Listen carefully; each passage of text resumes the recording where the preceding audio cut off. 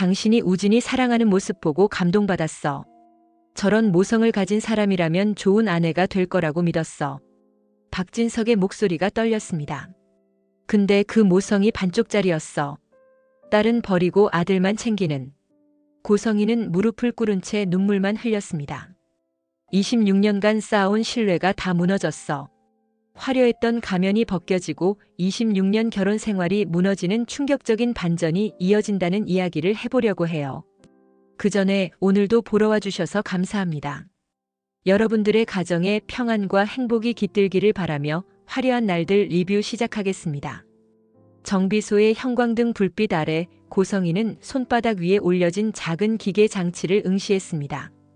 검은색 플라스틱 케이스에 담긴 위치 추적기가 차가운 빛을 반사하고 있었습니다. 차량 하부에 부착되어 있었습니다. 제거해 드릴까요? 정비사의 질문에 고성이는 천천히 고개를 저었습니다. 아니요. 그대로 다시 붙여주세요. 네? 그대로요? 네. 원래 있던 자리에 그대로 붙여주세요. 정비사는 의아한 표정을 지었지만 더 이상 묻지 않았습니다. 고성이는 위치 추적기를 정비사에게 건네주고 대기실로 향했습니다. 차가운 플라스틱 의자에 앉아 창밖을 바라보며 생각에 잠겼습니다. 누군가 자신을 감시하고 있었습니다. 병원을 오갈 때마다 한우진을 만날 때마다 누군가의 눈이 뒤를 쫓고 있었던 것입니다. 고성희의 입술이 가늘게 떨렸습니다. 영나. 낮은 중얼거림이 입 밖으로 새어나왔습니다. 직감이 딸의 이름을 가리키고 있었습니다. 최근 박영나의 태도가 달라졌습니다. 눈빛에 담긴 의심, 대화 중에 던지는 날카로운 질문들. 그리고 이지환. 그 운전기사가 박영나 곁에 붙어 다니기 시작하면서 모든 것이 어긋나기 시작했습니다. 하지만 확신할 수는 없었습니다. 섣불리 움직였다가 오히려 의심만 키울 수 있었습니다. 정비가 끝났다는 호출을 받고 고성이는 차로 향했습니다. 운전석에 앉아 백미러를 올려다봤습니다. 거울 속에 비친 자신의 얼굴이 낯설게 느껴졌습니다. 26년 동안 완벽하게 유지해온 가면에 금이 가기 시작한 것입니다. 아직은 안 돼. 고성이는 스스로에게 다짐하듯 중얼거렸습니다. 한우진의 수술이 끝날 때까지, 아들이 세간을 이식받을 때까지 이 가면은 벗어서는 안 되었습니다. 엔진을 켜며 고성이는 계획을 수정했습니다. 병원 방문 횟수를 줄여야 했습니다. 한우진에게 가는 길은 더욱 우회해야 했습니다. 누가 따라오든 흔적을 남기지 않도록. 들키면 모든 것이 끝나는 것이었습니다. 차가 서서히 정비소를 빠져나갔습니다. 백미러로 뒤를 확인하는 고성희의 눈빛이 차갑게 빛났습니다. 어디서 누가 보든 빈틈을 보여줄 순 없어. 26년 전 박진석의 차에 처음 올라탔던 그날을 떠올렸습니다. 아들을 안고 택시를 잡지 못해 절절매던 자신에게 다가왔던 그 남자. 우연을 가장한 만남, 계산된 눈물, 그리고 완벽하게 연기한 모성애. 그 모든 것이 오늘의 자리를 만들어냈습니다. 한 번의 실수도 용납할 수 없었습니다. 지은호의 간을 얻는 데 실패했지만 아직 다른 방법이 남아 있었습니다. 아들을 살리기 위해서라면 무엇이든 할 각오가 되어 있었습니다. 고성이는 핸들을 꽉 움켜쥐었습니다. 손가락 마디가 하얗게 질렸습니다. 영나가 뭘 알았든 증거 없이는 아무것도 못해. 도로 위로 저녁 햇살이 길게 늘어졌습니다. 고성희의 차는 그 빛 속으로 미끄러지듯 사라져갔습니다. 그림자가 드리운 얼굴 위로 결연한 의지가 서려 있었습니다. 무너질 수 없었습니다. 아직은. 박영나의 작업실은 무거운 침묵으로 가득 차 있었습니다. 창밖으로 들어오는 오후 햇살만이 유일한 빛이었습니다. 박영나는 소파에 앉아 태블릿 화면을 응시하고 있었습니다. 위치 추적 앱이 띄워져 있었지만 고성희의 차량 위치는 더 이상 움직이지 않았습니다. 오빠, 엄마가 알아챈 것 같아. 이지환은 창가에 기대선 채 팔짱을 끼고 있었습니다. 박영나의 말에 그의 표정이 굳어졌습니다. 확실해? 어제 정비소에 갔었어. 위치 추적기 단지 얼마 안 됐는데 갑자기 정비소라니. 우연일 리가 없잖아. 이지환은 깊은 한숨을 내쉬었습니다. 우려했던 상황이 현실이 된 것입니다. 들켰으면 역공이 올 거야. 이사장님 성격상 가만히 있지 않을 테니까. 알아. 각오하고 있어. 박영나의 목소리는 담담했습니다. 하지만 무릎 위에 올려놓은 손이 미세하게 떨리고 있었습니다. 이지환은 그것을 놓치지 않았습니다. 영나야, 무리하지 마. 이사장님은 26년 동안 온 가족을 속여온 사람이야. 쉬운 상대가 아니라고. 그러니까 더 빨리 움직여야 해. 박영나는 태블릿을 내려놓고 이지환을 마주봤습니다. 그녀의 눈에는 두려움과 결의가 공존하고 있었습니다. 지금까지 모은 증거로는 부족해. 한우진 오빠 병원 기록, 엄마 방문 기록, 간 이식 대기 상태. 전부 확보해야 해. 이지환이 소파 옆으로 다가와 앉았습니다. 내가 병원에 다시 들어갈게. 저번에 의사 가운 입고 잠입했을 때 구조 파악해뒀어. 안 돼. 박영나가 단호하게 고개를 저었습니다. 너무 위험해. 한 번은 운 좋게 넘어갔지만 두 번째는 달라. 엄마가 눈치챘으면 병원 쪽에도 손을 썼을 거야. 그럼 어떻게 해? 손 놓고 있을 순 없잖아. 이지환의 목소리에 조급함이 묻어났습니다. 박영나는 잠시 생각에 잠겼습니다. 창밖의 햇살이 그녀의 옆 얼굴을 비추었습니다. 다른 방법을 찾아야 해. 병원 기록은 합법적으로 얻을 수 있는 경로가 있을 거야. 합법적으로? 한우진 오빠한테 직접 부탁하는 거야. 이지환은 눈을 크게 떴습니다. 예상치 못한 답이었습니다. 한우진 씨가 협조할까? 이사장님 아들인데. 오빠는 엄마랑 달라. 병원에서 봤잖아. 엄마가 지은 오간을 빼앗으려 한다는 걸 알면 오빠도 가만히 있지 않을 거야. 박영나는 천천히 일어났습니다. 작업실 한쪽에 걸린 그림들을 바라봤습니다.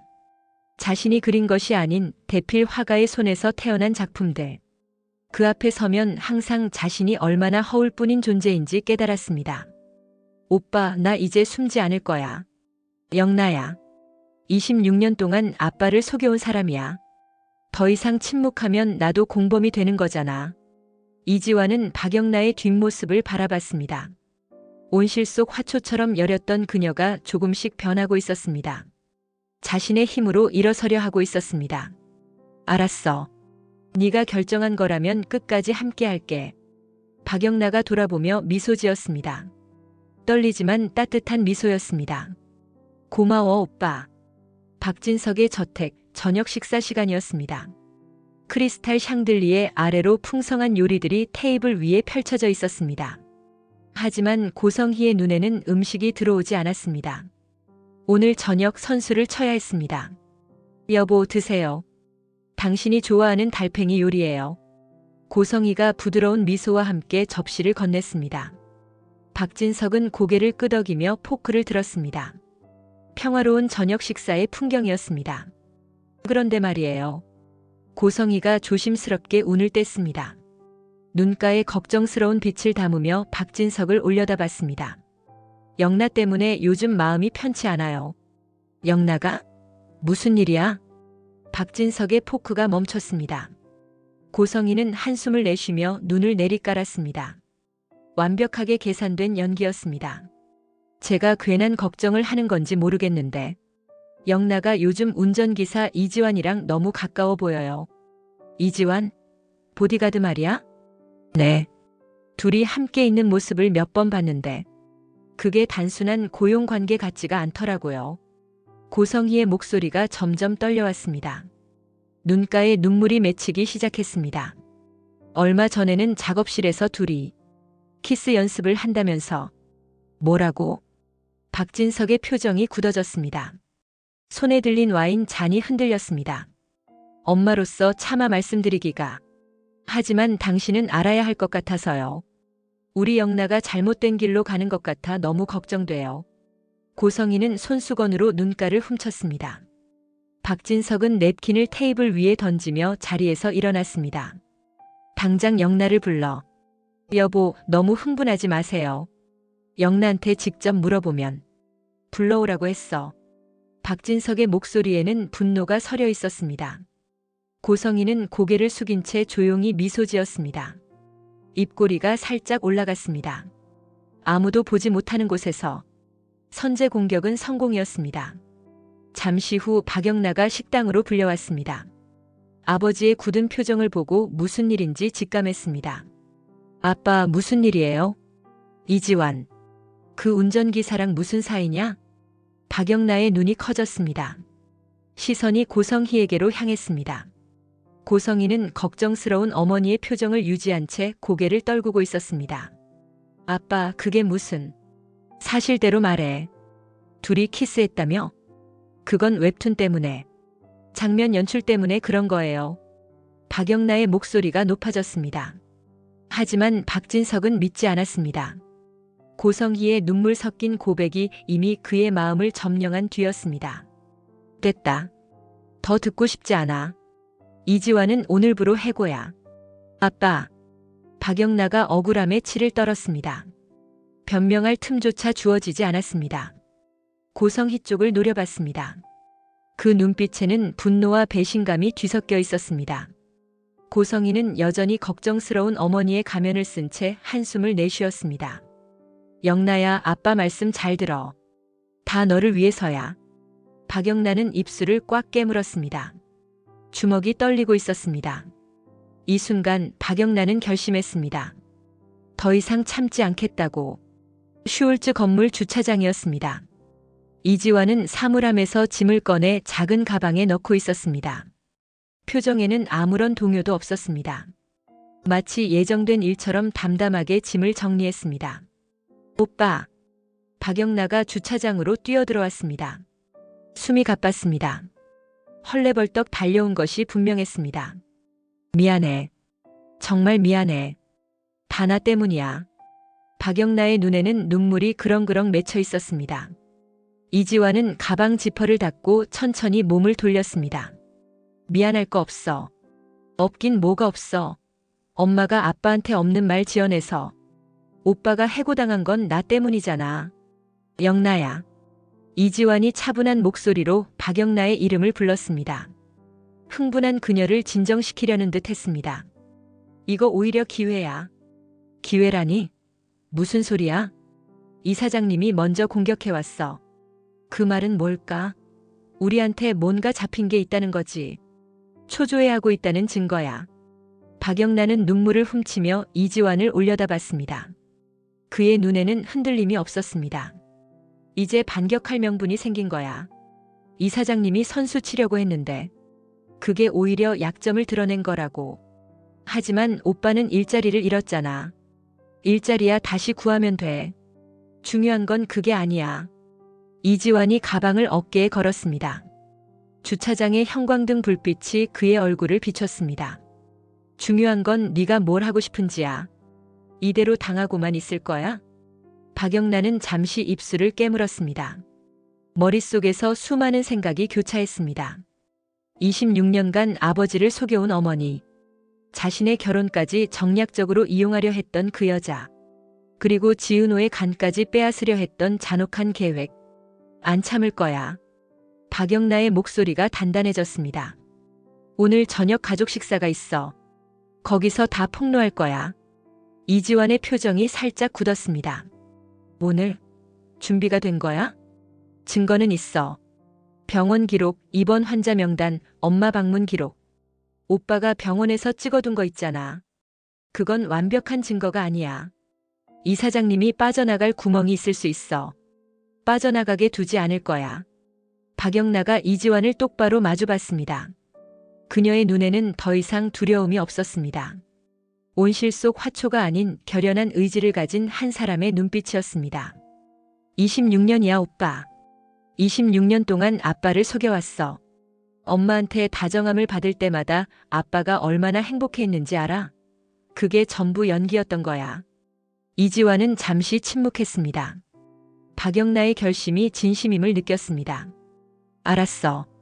네가 결정한 거라면 옆에서 지켜볼게. 지켜보기만 하면 안 돼. 내가 무너지려고 하면 잡아줘야 해. 박영나가 희미하게 웃었습니다. 떨리지만 담대한 미소였습니다. 이지환도 따라 웃었습니다. 그건 걱정 마. 네가 넘어지면 내가 받쳐줄 테니까. 두 사람은 주차장을 나섰습니다. 저녁 햇살이 그들의 앞길을 비추고 있었습니다. 곧 시작될 폭풍전의 고요한 순간이었습니다. 박진석의 저택 대형 식탁 위로 호화로운 저녁 식사가 차려져 있었습니다. 크리스탈 잔에 담긴 와인이 샹들리에 불빛을 반사하며 붉게 빛났습니다. 박진석이 상석에, 고성희가 그 옆에 앉아 있었습니다. 박성재와 박영나가 마주보고 자리를 잡았습니다. 평화로운 가족 식사의 풍경이었습니다. 적어도 겉으로는. 오늘 요리가 마음에 드니? 고성희가 박영나에게 부드러운 미소를 지으며 물었습니다. 박영나는 포크를 내려놓았습니다. 엄마. 응? 우진 오빠는 병원에서 잘 지내고 있어요? 식탁 위의 공기가 순식간에 얼어붙었습니다. 고성희의 미소가 굳어졌습니다. 포크를 들고 있던 손이 미세하게 떨렸습니다. 영나야, 갑자기 왜 우진이를? 아빠는 알고 계세요? 우진 오빠가 지금 양평병원에 입원해서 간 이식 대기 중이라는 거. 박진석의 표정이 굳어졌습니다. 포크가 접시에 떨어졌습니다. 뭐라고? 우진이가 간 이식? 네, 아빠. 몇 달 전부터 입원해 있었대요. 박영란은 가방에서 서류 봉투를 꺼내 테이블 위에 올려놓았습니다. 고성희의 얼굴이 창백하게 질려갔습니다. 여기 병원 입원 기록이에요. 환자 이름 한우진, 보호자 이름 고성희. 간경화 말기, 간 이식 대기 중. 박진석이 서류를 집어들었습니다. 눈동자가 종이 위에 글씨를 훑어 내려갔습니다. 성혜 씨, 이게 대체 무슨... 여보, 내가 설명할게요. 우진이가 갑자기 악화돼서 입원했는데 당신한테 걱정 끼치기 싫어서. 걱정 끼치기 싫어서? 박진석의 목소리가 낮게 깔렸습니다. 아들이 죽어가는데 남편한테 말도 안 했다고. 박영나가 다시 입을 열었습니다. 그것만이 아니에요, 아빠. 엄마는 간 공여자를 찾았어요. 지은호라는 사람한테서. 지은호? 박성재가 놀라 고개를 들었습니다. 그게 은호 후배? 맞아요, 오빠. 엄마가 지은호 씨한테 접근해서 간을 빼앗으려 했어요. 처음부터 계획적으로. 식탁 위로 무거운 침묵이 내려앉았습니다. 박진석은 고성희를 뚫어지게 바라봤습니다. 설마 그게 사실은 아니겠지? 고성희는 입술을 달싹였지만 말이 나오지 않았습니다. 엄마, 부정 안 하시네요? 박영나가 더 많은 서류를 꺼냈습니다. 여기 고성의 이사장이 지은호 씨와 건강검진 받은 기록이에요. 그때 몰래 간 적합도 검사를 했고요. 지은호 씨가 쌍둥이 여동생인 줄 알면서도 속이고 접근했어요. 쌍둥이? 박진석의 목소리가 떨렸습니다. 네. 지은호 씨는 우진 오빠 쌍둥이 여동생이에요. 엄마가 어릴 때 버린. 박진석은 의자에서 일어섰습니다. 테이블을 짚은 손이 하얗게 질렸습니다. 우진이 아버지 장례식 때 날 만났잖아. 우진이가 엄마 잃고 혼자 남았다고 했잖아. 쌍둥이는 왜 안 키웠어? 고성희는 고개를 떨구었습니다. 그건 그때 사정이. 사정? 아들은 키우고 딸은 버린 사정? 박진석의 목소리가 높아졌습니다. 그리고 지금 그 버린 딸한테서 간을 빼앗으려 했다고. 고성희는 대답하지 못했습니다. 샹들리에의 불빛만이 고요하게 흔들리고 있었습니다. 박성재가 조용히 물었습니다. 어머니, 은호 후배가 쌍둥이인 걸 알고 접근한 겁니까? 대답하세요. 처음부터 간이 목적이었습니까? 고성희의 침묵이 대답이었습니다. 박진석은 서류를 테이블 위에 내려놓았습니다. 둔탁한 소리가 침묵을 깨뜨렸습니다. 식사 후에 서재로 와. 할 얘기가 있어. 고성희는 떨리는 손으로 냅킨을 움켜쥐었습니다. 26년간 쌓아올린 성이 무너지기 시작했습니다. 서재의 문이 닫혔습니다. 박진석은 책상 앞에 서서 창밖을 바라보고 있었습니다. 고성희는 문 앞에 선 채 남편의 뒷모습을 응시했습니다. 여보, 내 말 좀 들어봐요. 들을 게 뭐가 있어? 박진석이 돌아섰습니다. 그의 눈에는 분노와 배신감이 뒤섞여 있었습니다. 우진이가 죽어가는 걸 왜 숨겼어? 왜 나한테 말 안 했어? 여보, 그건 당신 걱정시키고 싶지 않아서. 걱정시키기 싫어서? 박진석이 비웃듯 웃었습니다. 쓴 웃음이었습니다. 우진이는 내 아들이기도 해. 우리 처음 만났을 때부터 알았잖아. 내가 우진이 아버지 역할 하겠다고 했잖아. 그런데 그 아이가 죽어간다는 걸 왜 숨겼어? 고성이는 입술을 깨물었습니다. 미안해요. 정말 미안해요. 그것도 모자라서 다른 사람 장기까지 빼앗으려 했어. 박진석이 서류를 집어들었습니다. 지은호. 그 사람 우진이 쌍둥이 여동생이잖아. 어릴 때 버린. 결혼할 때 물어봤어. 다른 가족들은 어떻게 됐냐고. 당신 그때 뭐라고 했어? 시장 화재 사고로 죽었다고 했잖아. 여보. 거짓말이었어. 버린 거였어. 딸은 버리고 아들만 챙긴 거였어. 박진석의 목소리가 떨렸습니다. 나한테 모성이 깊다고 했잖아. 우진이 사랑하는 모습 보고 감동받았다고 했어. 그게 다 반쪽짜리 모성이었네. 고성이는 천천히 무릎을 꿇었습니다. 눈에서 눈물이 흘러내렸습니다. 여보, 그때는 정말 어쩔 수 없었어요. 둘 다 키울 수 없었어요. 어쩔 수 없었다고. 그래서 버린 딸한테서 간을 빼앗으려 한 거야? 박진석의 얼굴이 차갑게 굳어졌습니다. 건강검진이랑 간 적합도 검사를 동시에 했다며? 지은호 씨가 모르게? 우진이를 살리려면 어쩔 수가 없었어요. 어쩔 수 없었다는 말로 다 되는 줄 알아? 박진석이 한 발짝 다가왔습니다. 당신 범죄자야. 사람 속이고 장기 빼앗으려 한 범죄자라고. 여보, 처음 만났을 때 생각나? 우진이 안고 있을 때. 내가 그 모습 보고 감동받았어. 저렇게 아이를 사랑하는 사람이라면 좋은 엄마가 될 거라고 생각했어. 박진석의 목소리에 비통함이 묻어났습니다. 그런데 그게 다 반쪽만 보여준 거였어. 버린 딸은 감춘 채로. 고성이는 대답하지 못했습니다. 눈물만 흘러내렸습니다. 26년 동안 우진이 잘 키웠다고 생각했어. 좋은 엄마라고 믿었어. 근데 그게 아니었어. 박진석은 창가로 돌아섰습니다. 아들을 위해서라면 딸도 버리고 그 딸의 간도 빼앗을 수 있는 사람이었어. 여보, 제발. 내일부터 별거야. 짐 싸서 나가. 여보, 더 이상 할 말 없어. 나가. 고성이는 바닥에 주저앉았습니다. 박진석이 믿었던 모성이 거짓이었다는 사실. 그것이 26년 결혼 생활을 무너뜨렸습니다. 맘대로 집 사무실이었습니다. 늦은 저녁 직원들은 모두 퇴근하고 이지혁만이 책상에 앉아 서류를 정리하고 있었습니다. 문이 열리더니 박성재가 들어왔습니다. 지혁아. 이지혁이 고개를 들었습니다. 박성재의 표정이 심상치 않았습니다. 왜 그래? 무슨 일이야? 박성재는 소파에 털썩 앉았습니다. 깊은 한숨을 내쉬었습니다. 너한테 물어볼 게 있어. 뭔데? 은호 후배. 고성의 이사장한테 무슨 일 당했어? 이지혁의 표정이 굳어졌습니다. 천천히 펜을 내려놓고 박성재를 마주봤습니다. 갑자기 왜? 오늘 집에서 난리가 났어. 영나가 어머니 비밀을 다 폭로했어. 재혼 전에 낳은 아들이 있다는 거, 그 아들이 간 이식 대기 중이라는 거. 이지혁은 잠시 침묵했습니다. 어떻게 말해야 할지 고민하는 듯 했습니다. 성재야. 네 계모 얘기라서 말하기가. 됐어. 다 알아. 어머니가 은호 후배한테 접근한 것도 다 계획이었다는 거지. 이지혁이 고개를 끄덕였습니다. 은호가 직접 겪은 일이야. 고성의 이사장이 처음 접근했을 때부터 다 각본이었어. 각본? 건강검진 받자고 해서 같이 갔는데 그때 몰래 간 적합도 검사를 했더라고. 은호도 모르게.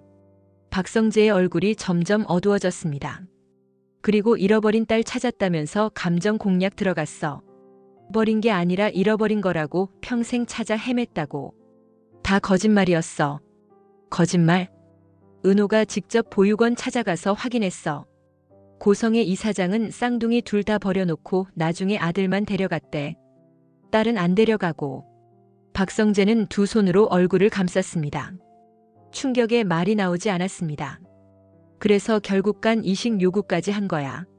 오빠 살리려면 간을 내놓으라고. 미친. 박성재의 목소리가 떨렸습니다. 그 사람이 그렇게까지 할 줄은. 은호가 많이 힘들어했어. 존경하던 사람이었거든. 롤모델이라고 생각했대. 이지혁의 목소리에도 분노가 묻어났습니다.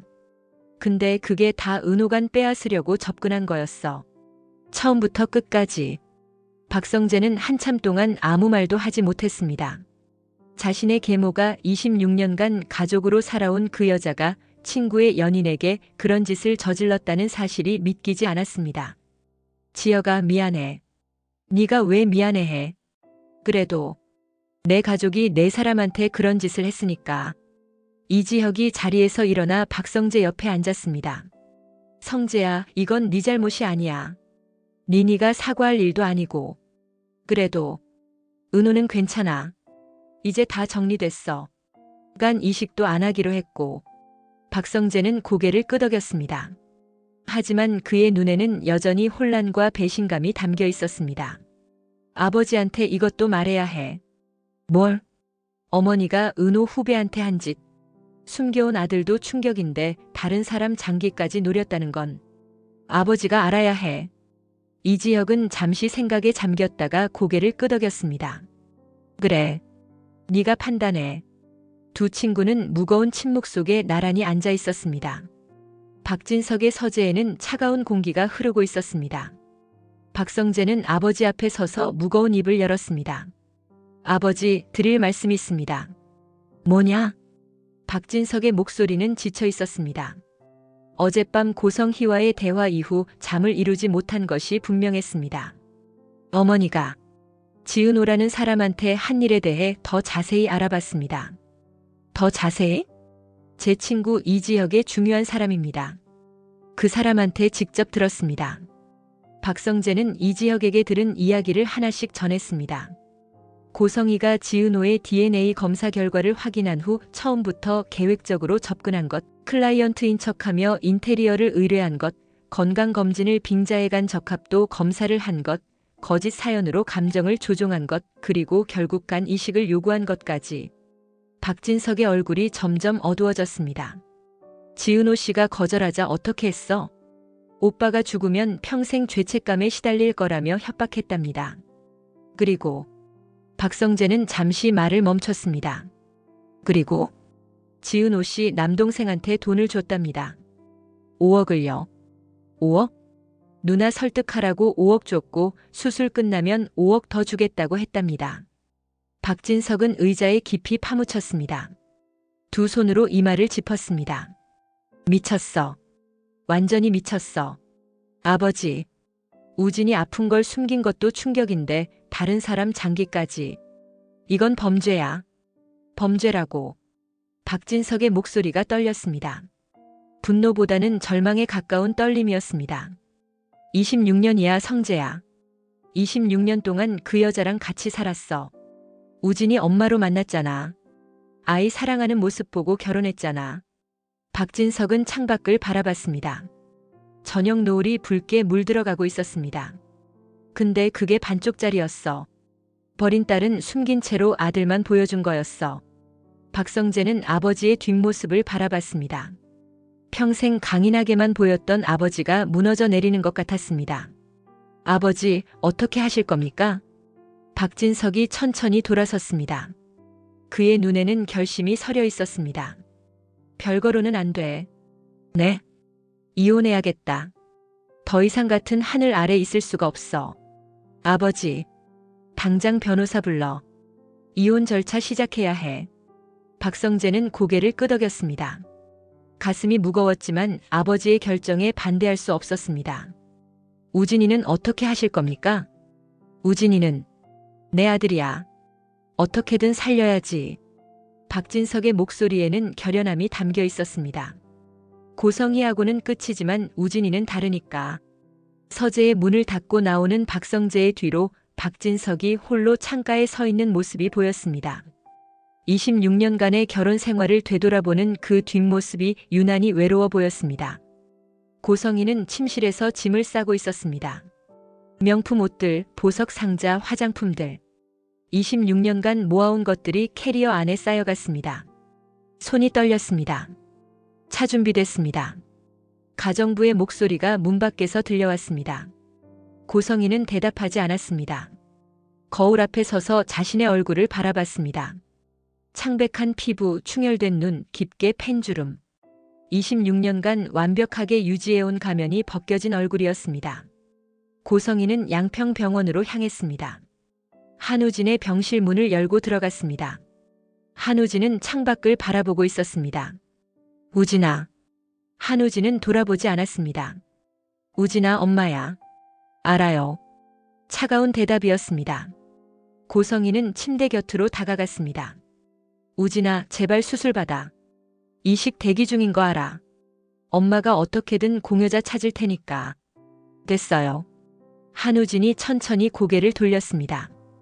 그의 눈에는 분노와 실망이 뒤섞여 있었습니다. 지은호. 그 애한테 한 짓 다 알아요.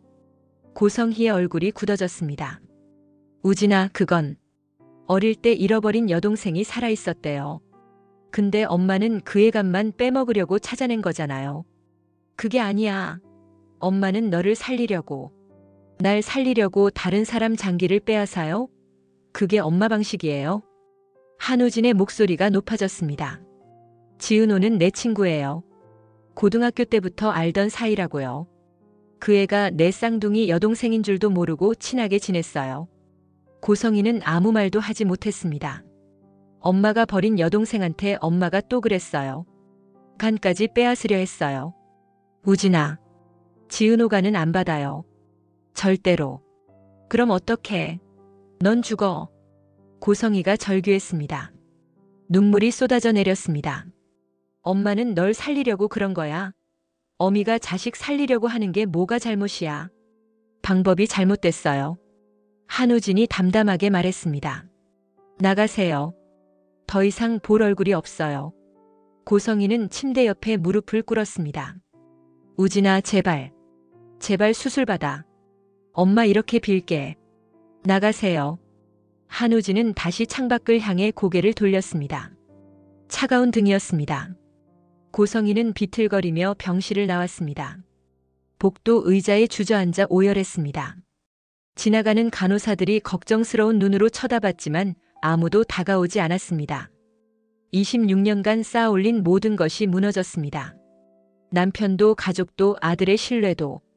화려했던 가면이 완전히 벗겨진 순간이었습니다. 한우진의 상태가 급격히 악화되었습니다. 황달이 심해지고 복수가 차올랐습니다. 의료진은 연일 회의를 열었습니다.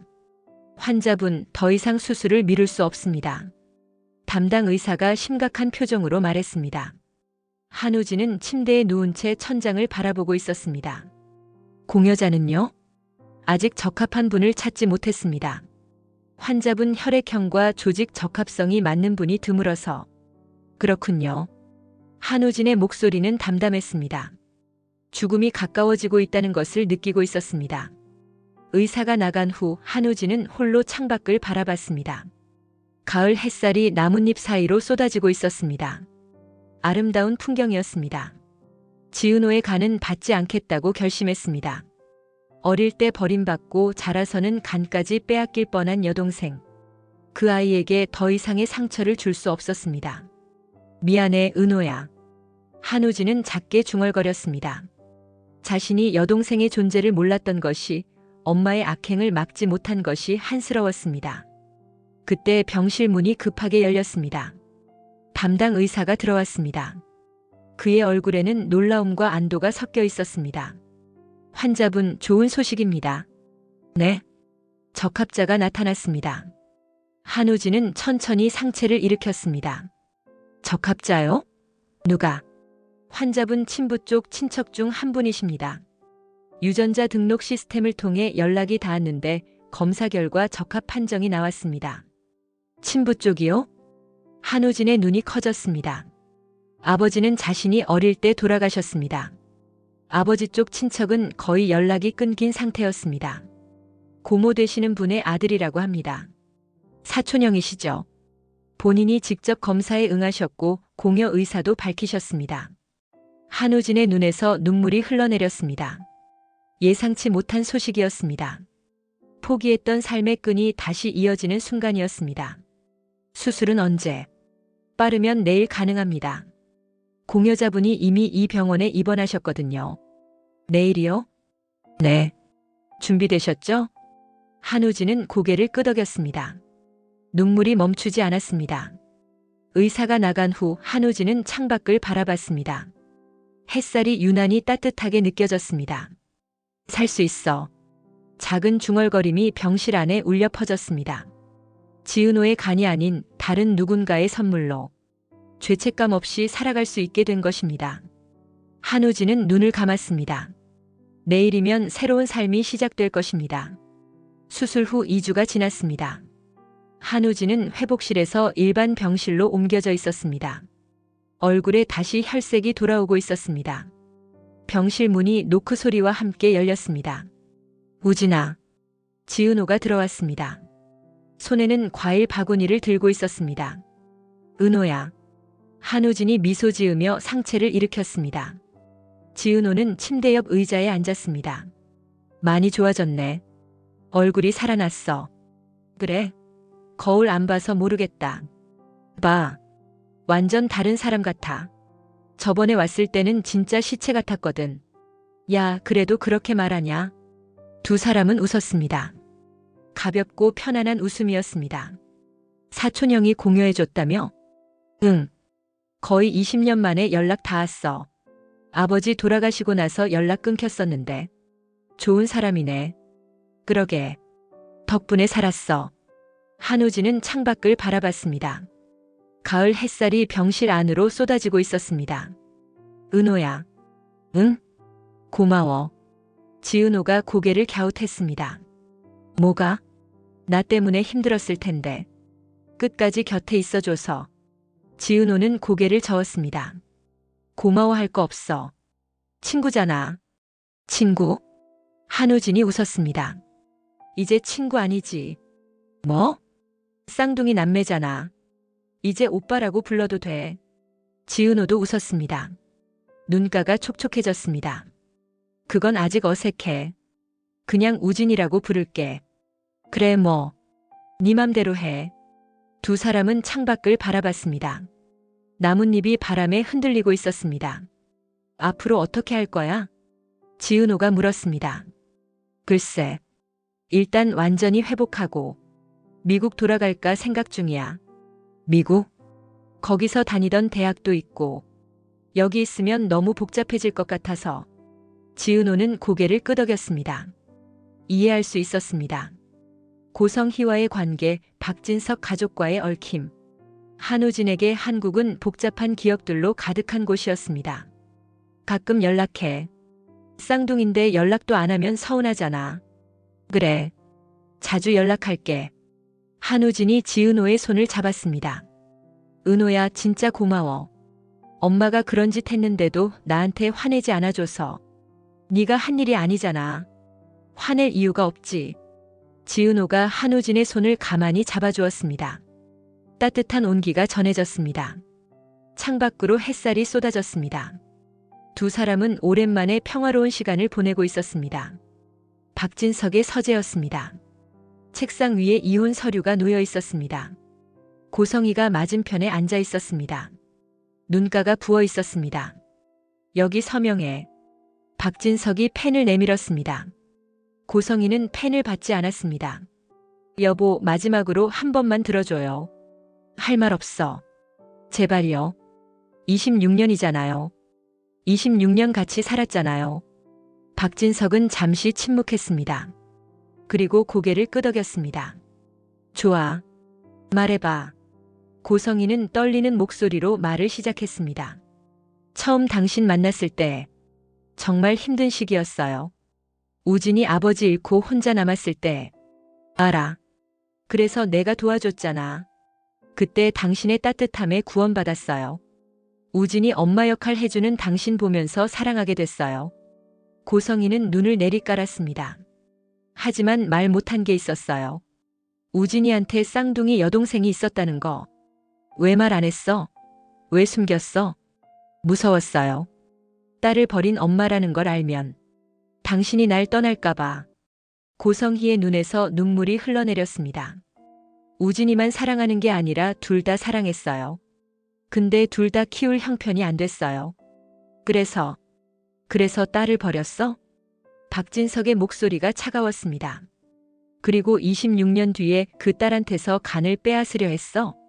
우진이가 죽어가는데 어떡해요? 엄마로서 어떻게 가만히 있어요? 고성이가 울부짖었습니다. 어릴 때 못 지켜준 죄책감에 평생 살았어요.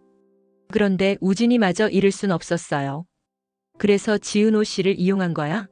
속이고 간 적합도 검사하고 오빠 죽는다고 협박한 거야? 사랑해요, 여보. 진짜 사랑해요. 고성이가 박진석을 바라봤습니다. 처음엔 우진이 때문에 접근했던 게 맞아요. 하지만 같이 살면서 진심으로 사랑하게 됐어요. 그 마음만은 거짓말이 아니에요. 박진석은 묵묵히 듣고 있었습니다. 그의 얼굴에는 아무런 감정도 읽히지 않았습니다. 다 들었어. 여보. 근데 그걸로 26년을 덮을 수는 없어. 박진석이 일어섰습니다. 창가로 향했습니다. 처음 만났을 때 당신이 우진이 사랑하는 모습 보고 감동받았어. 저런 모성을 가진 사람이라면 좋은 아내가 될 거라고 믿었어. 근데 그 모성이 반쪽짜리였어. 딸은 버리고 아들만 챙기는. 박진석이 돌아섰습니다. 차가운 눈이었습니다. 신뢰가 무너졌어. 26년간 쌓아온 신뢰가 다 무너졌어. 그 자리에 사랑이 남을 수 있을 것 같아? 고성이는 대답하지 못했습니다. 서명해. 박진석의 마지막 말이었습니다. 더 이상 같이 살 수 없어. 고성이는 떨리는 손으로 펜을 집었습니다. 서류 위로 눈물이 떨어졌습니다. 글씨가 번졌습니다. 천천히 이름을 적었습니다. 고성희. 세 글자가 종이 위에 새겨졌습니다. 펜을 내려놓는 순간 고성이는 모든 것이 끝났음을 느꼈습니다. 26년간의 결혼 생활, 화려했던 삶, 박씨 가문의 안주인이라는 지위. 그 모든 것이 펜 한 획으로 사라졌습니다. 나가. 박진석의 마지막 말이었습니다. 고성이는 비틀거리며 서재를 나섰습니다. 문이 닫히는 소리가 유난히 크게 울렸습니다. 작은 원룸이었습니다. 10평 남짓한 공간에 침대 하나, 작은 책상, 낡은 옷장이 전부였습니다. 창밖으로 좁은 골목이 보였습니다. 화려했던 저택과는 비교할 수 없는 초라한 공간이었습니다. 고성이는 창가에 서서 저녁 노을을 바라보고 있었습니다. 붉은 빛이 방 안으로 쏟아져 들어왔습니다. 테이블 위에 편지 한 통이 놓여 있었습니다. 한우진에게서 온 것이었습니다. 엄마, 수술 잘 끝났어요. 사촌형이 공여해줘서 살았습니다. 미국 가서 회복할게요. 건강하세요. 짧은 편지였습니다. 따뜻하지도 차갑지도 않은 담담한 문장들. 그래도 고성이는 그 편지를 수백 번 읽었습니다. 살았어. 우진이가 살았어. 고성이는 편지를 가슴에 안았습니다. 눈을 감았습니다. 26년간 쌓아올린 모든 것을 잃었습니다.